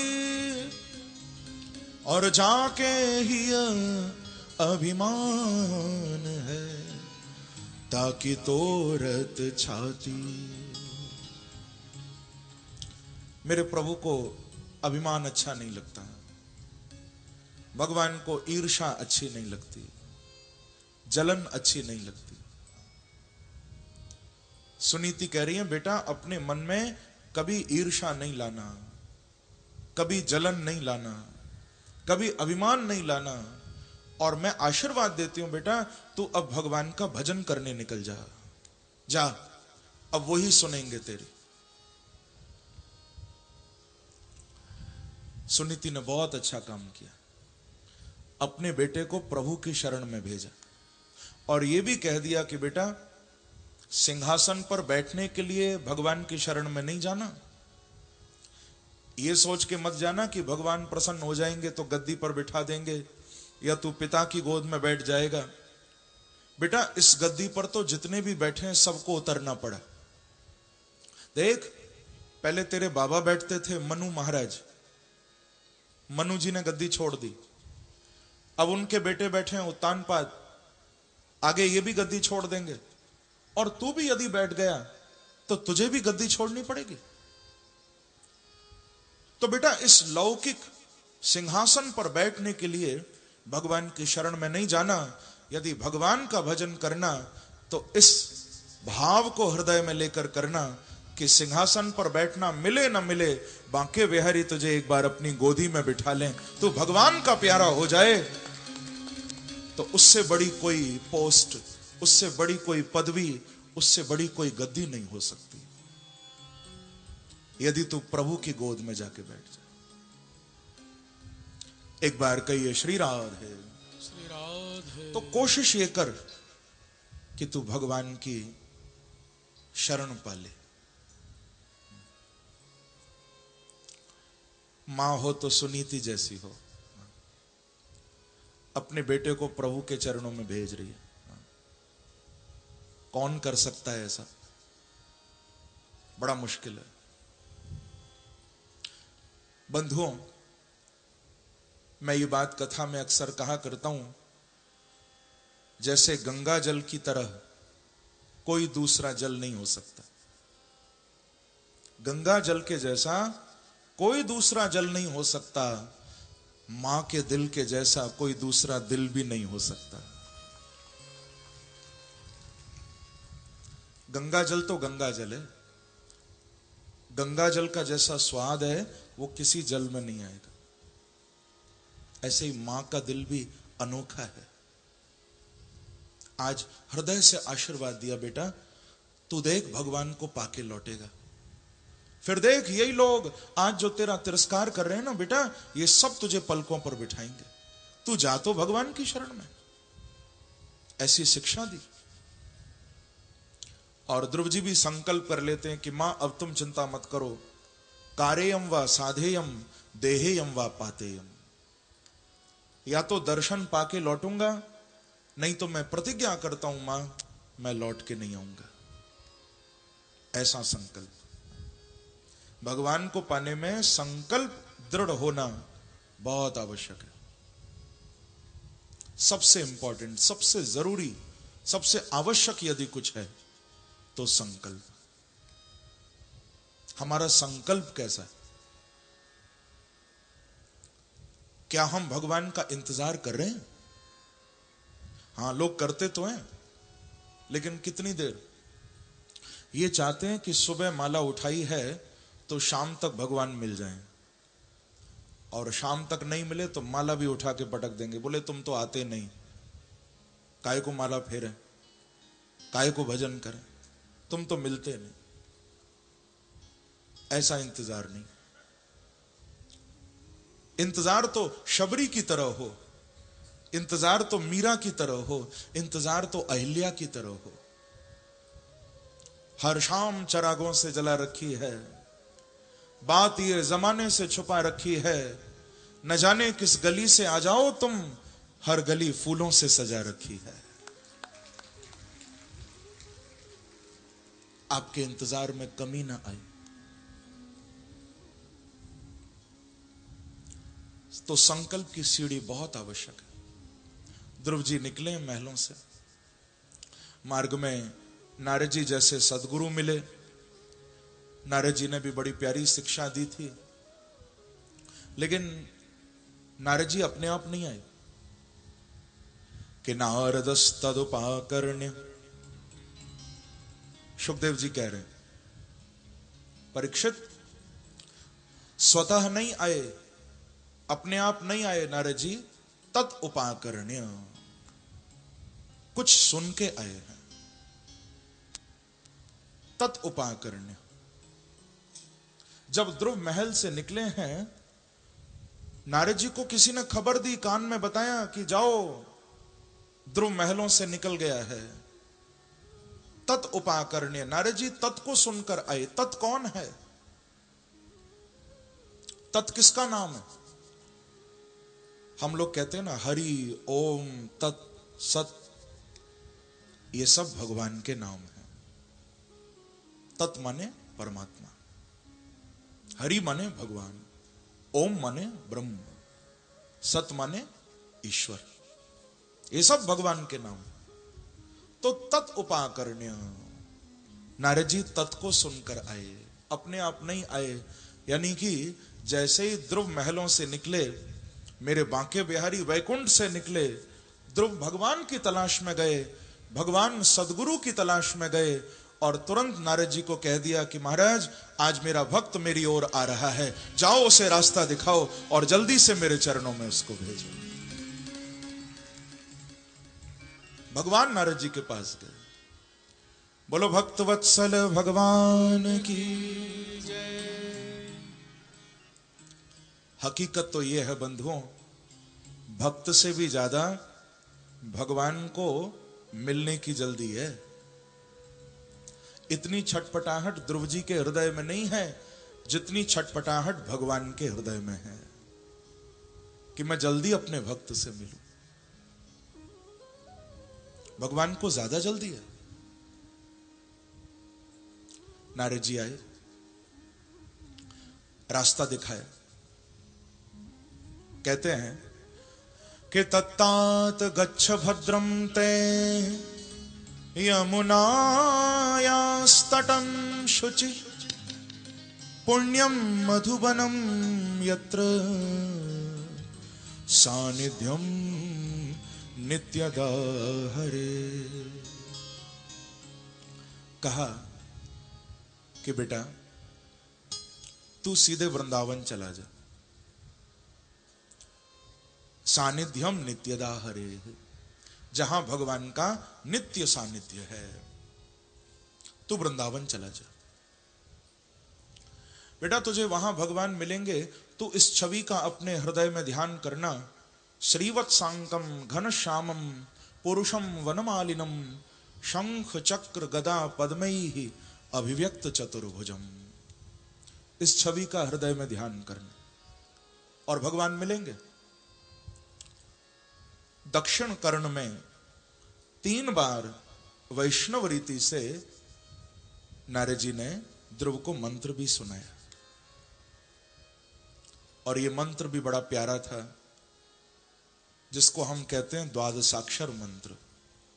यह द्वादशाक्षर मंत्र श्री नारद जी ने ध्रुव को दिया है कि ओम नमो भगवते वासुदेवाय, ओम नमो भगवते वासुदेवाय, ओम नमो भगवते वासुदेवाय। ये मंत्र 3 बार वैष्णव रीति से कान में सुनाया और बस कह दिया कि बेटा अब जा, अब भगवान की शरण में जा। सच्चे सदगुरु का लक्षण आज नारद जी में प्रकट हो रहा है। सदगुरु हो तो नारद जी जैसे। देखो हमारे शास्त्रों में गुरु शब्द आया है। क्या कहा गया? गुरु। पर आजकल गुरु के साथ एक शब्द और जुड़ गया, सदगुरु। क्या जुड़ा? सदगुरु। गुरु नहीं, सदगुरु। क्या गुरु में और सदगुरु में अंतर है? हां, आपने देखा होगा कई दुकानों पर लिखा रहता है कि यहां गाय का शुद्ध देसी घी मिलता है, लिखा रहता है। क्यों लिखते? अरे बस इतना लिख देते कि यहां पर घी मिलता है। ये लिखने की क्या जरूरत? यहां शुद्ध देसी घी मिलता है। शुद्ध क्यों लिखा? शुद्ध इसलिए लिखा क्योंकि लोगों ने मिलावट करनी शुरू कर दी। लोगों ने घी में मिलावट करनी शुरू कर दी, तो शुद्ध शब्द घी के आगे लगाना पड़ा कि यहां शुद्ध मिलता है, शुद्ध घी पाओ, शुद्ध घी ले जाओ। इसी प्रकार से बंधुओं, गुरु में भी मिलावट हो गई और इसीलिए गुरु के साथ ये सत शब्द लगाना पड़ा, सदगुरु। क्योंकि गुरु और सदगुरु में यही भेद है, जो केवल अपने चक्कर में अपने आगे पीछे घुमाता रहे, अपने आगे पीछे लगा के रखे, वो गुरु हो सकता है। पर जो केवल रास्ता बताए और भगवान के चरणों में जीव को भेज दे, वो सच्चा सदगुरु हो सकता है। यही अंतर है। जो अपने आगे पीछे घुमाता रहे, अपनी महिमा गाता रहे, हां वो आज का कोई गुरु हो सकता है। पर नारद जी तो सच्चे सदगुरु हैं। क्योंकि संत का सबसे बड़ा लक्षण ही यह है, जो संतुलन में रहे वो संत है। जिसकी साधना का अंत हो गया वो संत है। जिसके जीवन में परम शांति आ गई वो संत है। और सबसे बड़ी बात, जो अनंत परमात्मा से मिला दे वो सच्चा संत है, वो सच्चा सदगुरु है। और नारद जी सच्चे साधु, सच्चे संत। अब देखो नारद जी ने आज तक कोई आश्रम भी नहीं बनाया। प्रेम से कहो श्री राधे। आप लोगों ने नारद जी का आश्रम देखा कहीं? कुटिया तक नहीं बनाई अपने लिए, विचरण करते हैं, भक्तों को भगवान की ओर भेजते हैं। यही एक गुरु का लक्षण। आज रास्ता दिखा दिया। अब दो कृपाएं ध्रुव जी पर हो गई हैं। मैं कहा करता हूं, ये दो कृपा जिस पर हो जाए उस पर तीसरी कृपा तो होनी है। सबसे पहली मां की कृपा। जिस पर मां की कृपा हो जाती है उस पर महात्मा की कृपा जरूर होती है, और जिस पर महात्मा की कृपा हो जाए उस पर परमात्मा जरूर कृपा करते हैं एक न एक दिन। ये तीन कृपाएं जीवन में होनी चाहिए। मां की कृपा, सच्चे सदगुरु की, महात्मा की कृपा और परमात्मा की कृपा। नारद जी की कृपा से आज ध्रुव पर दो कृपा हो गई, मां की भी और महात्मा की भी। अब ध्रुव जी महाराज वृंदावन पहुंचे। यमुना किनारे बड़ा भजन किया ध्रुव ने। इतना भजन, इतना भजन, देवताओं के सिंहासन डोल गए। एक निष्ठ भाव से हृदय में गुरु मंत्र चल रहा है और अपने दाएं चरण के अंगूठे के बल पर ध्रुव जी खड़े हो गए वृंदावन में। तदंगुष्ट निपीड़िता मही, अंगूठे के बल पर खड़े हो गए। त्रिरात्रांते त्रिरात्रांते कपित बदराशन आत्मवृत्त्यनुसारेण मासम निर्चयन हरिम। ऐसी अद्भुत साधना ध्रुव जी ने की। इंद्रासन डोल गया, इंद्र घबरा गया, वरुण घबरा गया कि इतनी तपस्या करने वाला ये कौन आ गया, सब घबरा गए। और कमाल की बात यह है कि ध्रुव का भजन 50 की उम्र में नहीं हुआ। ध्रुव जी ने भजन 60 साल की उम्र में नहीं किया। ध्रुव जी ने भजन 70 बरस की आयु में नहीं किया। ध्रुव ने भजन किया तो 5 साल की उम्र में किया। यही तो कमाल की बात है। आज किसी को कहो कि भैया थोड़ा भजन कर लो भगवान का, लोग कहते महाराज पहले बुढ़ापा तो आने दो तब भजन करेंगे। एक बार बुढ़ापा आ जाए फिर देखना हमारी भक्ति, फिर तो सीधे वृंदावन ही दिखेंगे। बुढ़ापा तो आए। क्या बुढ़ापे में ही भजन होता है?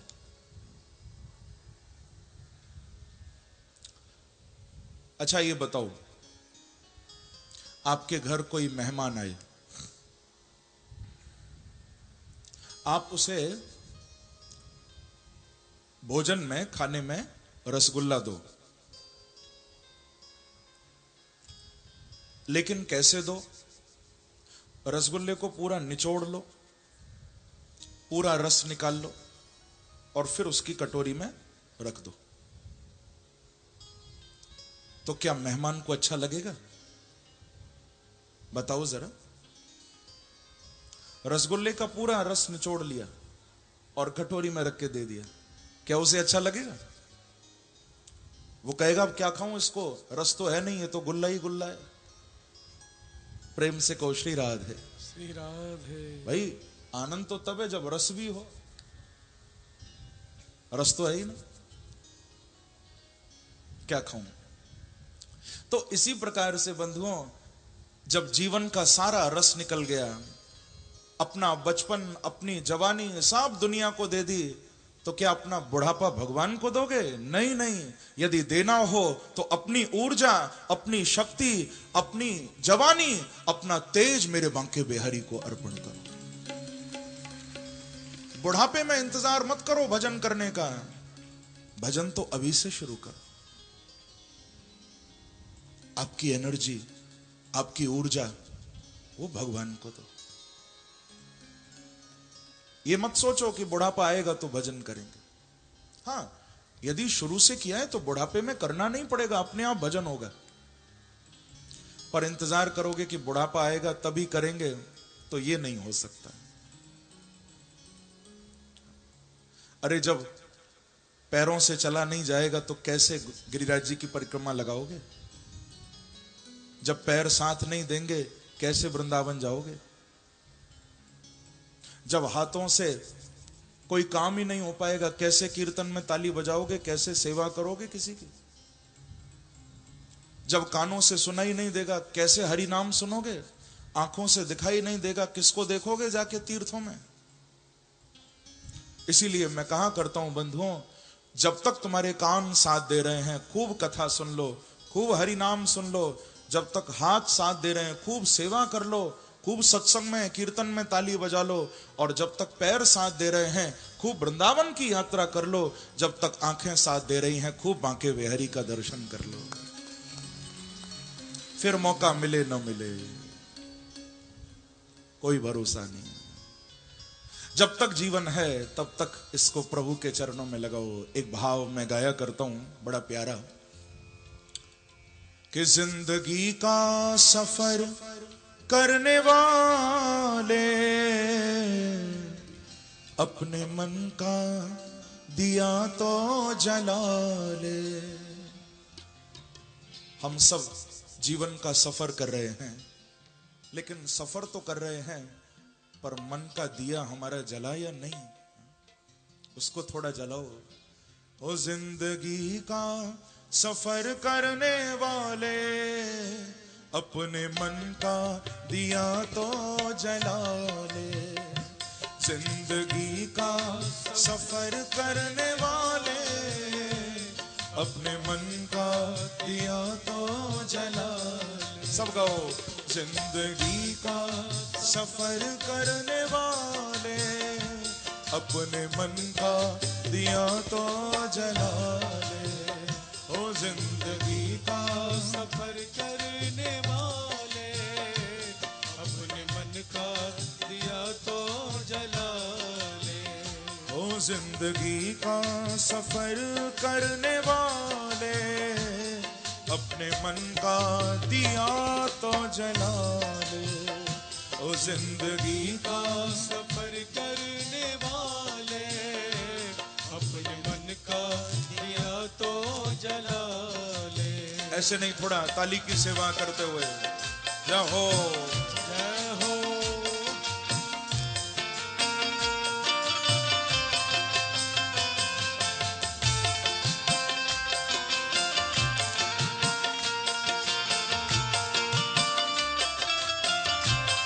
एक बार कहिए हरि बोल।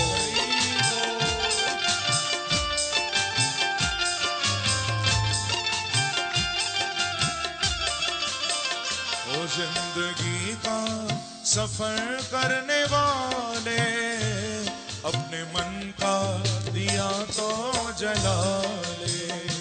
जिंदगी का सफर करने वाले, अपने मन का दिया तो जला ले।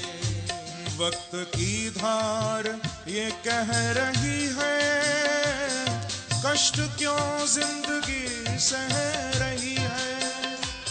वक्त की धार ये कह रही है, कष्ट क्यों जिंदगी सह रही है। वक्त की धार ये कह रही है, कष्ट क्यों जिंदगी सह रही है। वक्त की धार ये कह रही है, कष्ट क्यों जिंदगी सह रही है। देख ऐसी जगह तू खड़ा है, ज्ञान गंगा जहां बह रही है। ओ देख ऐसी जगह तू खड़ा है, ज्ञान गंगा जहां बह रही है। तो क्या करना है? गंगा तो बह रही है, बढ़ के गंगा में गोता लगा ले। बढ़ के गंगा में गोता लगा ले, अपने मन का दिया तो जला ले। ओ बढ़ के गंगा में गोता लगा ले, अपने मन का दिया तो जला ले। ओ जिंदगी का सफर करने वाले, सब गाइए। मन का दिया तो जला ले। तालियों की सेवा करते हुए जाओ। जय हो।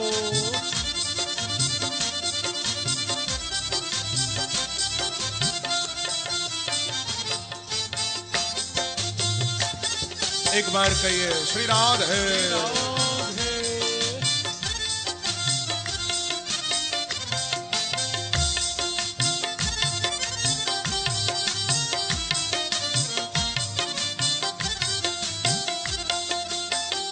जिंदगी का सफर करने वाले, अपने मन का दिया तो जला ले।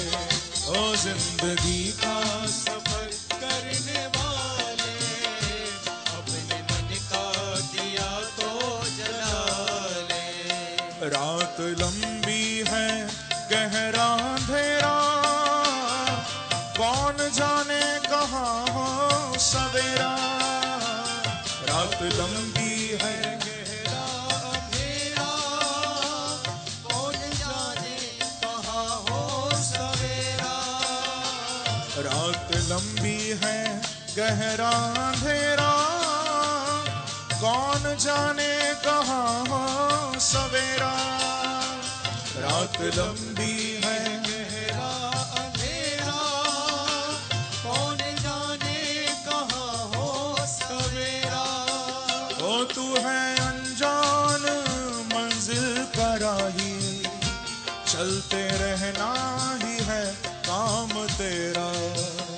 ओ तू है अनजान मंजिल का राही, चलते रहना ही है काम तेरा। अब चलना तो पड़ेगा, जीवन दिया है भगवान ने तो इसको जीना तो पड़ेगा। थक के हारना नहीं कभी, आगे बढ़ते रहो, चलते रहो। जिंदगी में जो इम्तिहान से डर जाते हैं, बादल नाकामियों के उन पे बरस जाते हैं। जिंदगी में जो इम्तिहान से डर जाते हैं, बादल नाकामियों के उन पे बरस जाते हैं। मौत आसान यहां, जीना है मुश्किल यारों, जिनको जीना नहीं आता है वो मर जाते हैं। प्रभु ने जीवन दिया है तो जीना भी आएगा।